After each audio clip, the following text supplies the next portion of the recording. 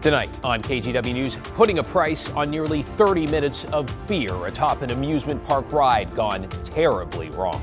Everyone on that ride was terrified that the straps were going to release and that they were going to fall to their death. Then we'll take you through this newly released video showing the moment a giant chemical tank ruptured at a Longview mill. Plus, he's laying in a bed. He can't move his body. The cautionary tale and aftermath of a crash that killed a motorist and seriously injured an ODOT worker, helping him change his tire. And later, how a Portland coffee shop met a small act of vandalism with a big cup of compassion. What if we treated this person like a human being first, just like you would anyone else? Good evening, and first at 11, the verdict more than 2 years in the making after kids and teens at Oaks Park were left dangling upside down and 50 feet in the air from an amusement park ride named Atmosphere. That's F-E-A-R. We are glad you're with us tonight. I'm David Mulco, a Multnomah County jury today awarding two of those teens $275,000 apiece. KGW's Alma McCarty spoke with the father of one of those teenagers. Alma? Yeah, David, that dad told me that their lawsuit wasn't about money. It was about accountability. 2 summers ago, they were seeking answers from the park and from the makers of Atmosphere, but say they were getting nowhere. On June 14th, 2024, summer fun at Oaks Amusement Park in Southeast Portland took a torturous turn for those on board Atmosphere stuck upside down. They've been stuck up here for 5 minutes. To quote the lawsuit filed soon after the incident, riders were screaming for their lives, throwing up, crying, passing out, and praying to God for 25 minutes until the ride was finally lowered to the ground. The effects of this is something you have to live long after the ride. Jimmy Gomez's daughter was one of those riders. Things have not been the same since then, and they won't be. They just never will be after that day. That day changed my life. Everyone on that ride was terrified that the straps were going to release and that they were going to fall to their death 100 feet on concrete. More than 2 years later, 2 of the teens were awarded a total of $550,000 by a jury after alleging negligence by Oaks Park and the manufacturer of the ride. Here's their attorney, Michael Fuller, shortly after the verdict. And it was horrible to understand that this affected them not just during the 25 minutes on the ride, but even in the years after. They had to seek counseling, treatment, medication. Some of them are still afraid to fly on planes. Fuller explains that only last week did the defendants admit to liability. Gomez says he's still not clear, even after the trial, how the ride malfunctioned in the first place. When you do something wrong, accountability is what we're looking for. At this point, we still haven't got any answers. This could have went a lot quicker, a lot easier, and a lot less dramatic for my daughter. An inspection immediately following the incident found no mechanical, technical, maintenance, or operator issues, but the ride was kept from running in full 360 mode until its software could be updated. On Wednesday, Oaks Park issued this statement after the verdict. While we agree that the ride should not have become stuck, we are grateful that all of the riders are safe. And this incident is now resolved. As for the others on that ride, some have settled with the park and others haven't yet filed lawsuits. David? Incredible that they say they still don't have answers. Thanks, Alma.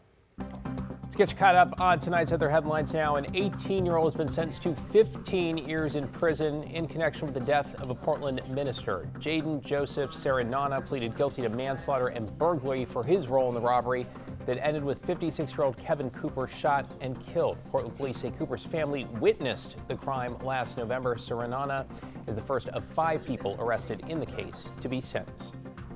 Tonight, a Portland family is marking 10 years without their daughter. In August 2016, Fallon Smart was hit and killed by a driver on Southeast Hawthorne. Authorities say that driver was a 21-year-old Saudi national who swerved around other cars that had stopped to let her use the crosswalk. After he was charged with manslaughter, the Saudi government whisked him out of the country. Fallon's dad marked the anniversary tonight by laying flowers at the crosswalk. Some days it's impossible to try and live how Fallon would have wanted us to live, to find joy in the little things.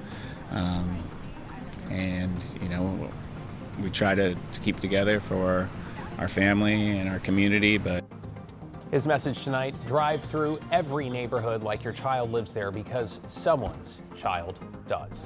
And an estimated man will spend more than 14 years in federal prison after he admitted to transporting this massive load of drugs. Anthony Barrera pleaded guilty to possession with the intent to distribute after authorities say they caught him with 270 pounds of meth in a vehicle near Roseburg last May, along with a couple pounds of cocaine. When police searched his home, they say they also found guns and 4 counterfeit gold bars. New at 11, the aftermath of a deadly crash along I-84, one that killed a motorist and seriously injured an ODOT worker last week who was helping that man change his tire. Catherine Cook just spoke with the worker's wife and daughter. Catherine, it sounds like they have a powerful message. It's one they're sharing on behalf of all families whose loved ones work on our roads and highways. It's a dangerous job, but if drivers don't do their part, it can be deadly. Roger is strong, and he's getting through this. Tammy Birkland's husband, Roger, is in a hospital bed, his body broken after a deadly crash last week. We're hopeful for him to walk again. Roger works for ODOT. On August 11th, he was helping a man change a flat tire on I-84 in Arlington. According to OSP, the ODOT truck was blocking the right lane with a reader board telling drivers to move left. Police say the driver at fault failed to move over, hit the ODOT truck, lost control, and hit the 2 men. Roger survived. The other man died. The driver had minor injuries. A Life Flight helicopter flew Roger to Legacy Emmanuel, where he faces several surgeries. This is going to be a very long recovery for my dad. Daughter Cadence is getting married next month. When he was being life flighted, his first thing to his nurses was, I have a wedding to get to next month. I can't miss this. Like, he's always thinking about everybody else other than himself. So that's been a big thing for him, is having those goals moving forward.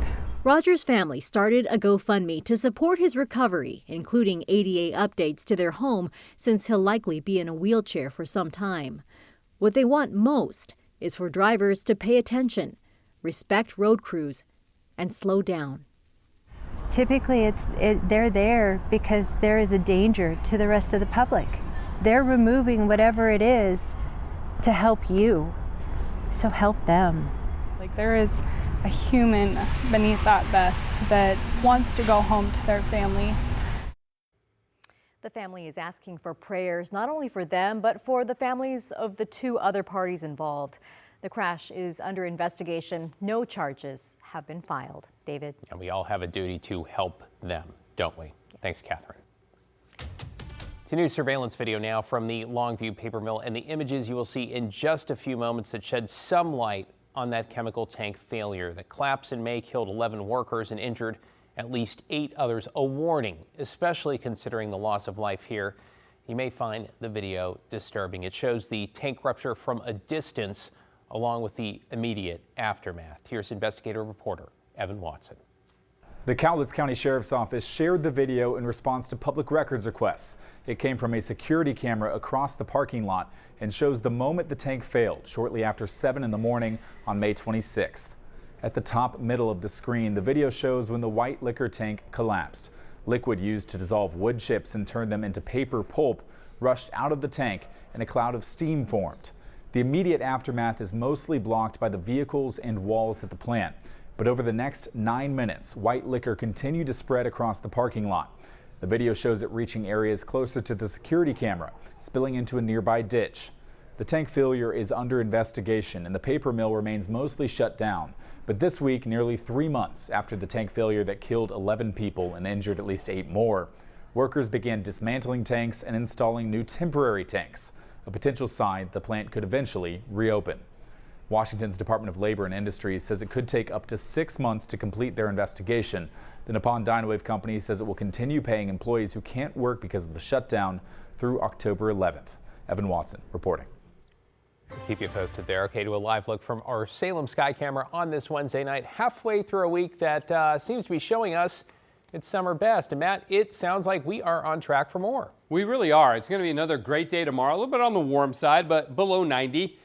And then we'll begin to cool down as we go into the weekend. But that change is also going to bring the chance for some thunderstorms. But today, marine layer at the coast, keeping things cool there. That stretched up the Columbia River a bit. and kept us out of the 90s there. We're down to 74 right now with a mainly clear sky. Really is a beautiful evening outside, very pleasant temperatures. Yes, there is wildfire smoke, the Grasshopper Fire, the Austin Fire, the High Lava Fire here, but it's all getting pushed east of the Cascades, and even there, it's quite dispersed, and our air quality not really suffering very much. Most of the air quality on the west side is in the good category, a couple stations in the moderate category. The only place that was seeing air that was unhealthy for sensitive groups was down in Prineville earlier in the day, but even that, well, there it is, down in Deschutes County now. We've got one location with that classification. Otherwise, it's good to moderate all around the state, which is pretty impressive considering how many acres have burned. Mostly sunny days the week ahead. Windy in the gorge, yes, as we go into tomorrow night, and we're still looking at that chance for thunderstorms Friday night late and into Saturday morning. More on that in a bit, David. And I've got another great sunset for you, too. Back to you. Looking forward to that.